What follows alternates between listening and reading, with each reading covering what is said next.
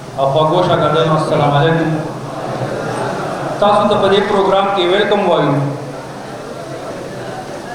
او د دې پروګرام اغراض او مقاصد او د دې ترتیب هغه تاسو ته بیانوم. اوله خبره دا ده چې زه په خپل باندې انجری شوم او پرون یو اهم روز زموږ د پروګرام زنوم زما سکارو فشار ته تلم نو کم صلاحیتونه او کم ټایم چې ورکول غوښتل نه هغه ورنه کړی شو.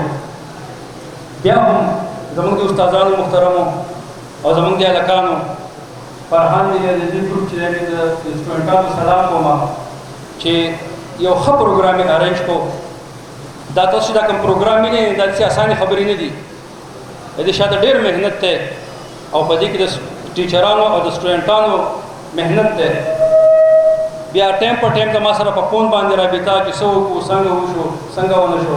او جناب حسین احمد صاحب چې د هغه نوم زه وانخلم نو دا به زیاتی چې هغو هم دا پروګرام د ذمهواري په خپل سر اخیستې وه او یو ښه پروګرام یې ارینج کو. سیکنډ ایئر هلکان بچیه دا تاسو به بهر ملکونو ته لاړ شئ. تاسو به انجینران ډاکټران استادان شئ. تاسو به کاروبار ته وځئ. تاسو به هر طرف لاړ شئ. خو دا ګیدرینګ چې کوم دی که نه دا ګروپ دا ګیدرینګ دا به ونه مومئ. دا به تاسو ټول عمر یادوئ.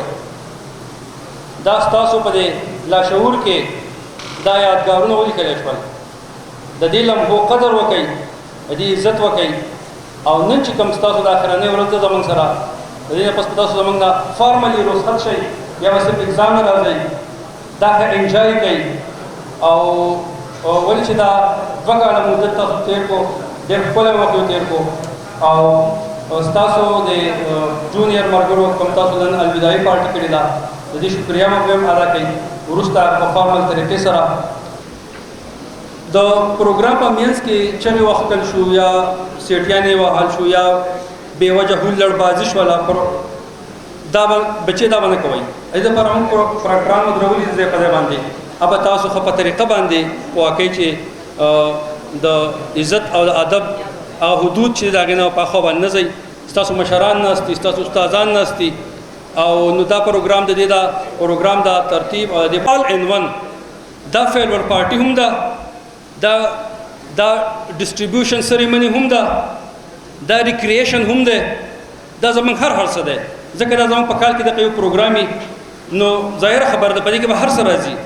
ستاسو د خوشحالولو چې موږ څه سامان مهیا کوو تاسو د څه مهیا کوو نو خامخا پای کې به داسې خبره راځي. ستاسو په دې مزاج عالي باندې به ښه ونه لګي. د هغې معذرت کوو ولې چې دا پروګرام داسې دی چې موږ دومره یعنې کې دومره پابندیانې موږ نشو دغه کولی په ځان باندې لګولی چې لکه هغې کې نه موږ دا کار ونه کړو دغه کار ونه کړو دا کار ونه کړو.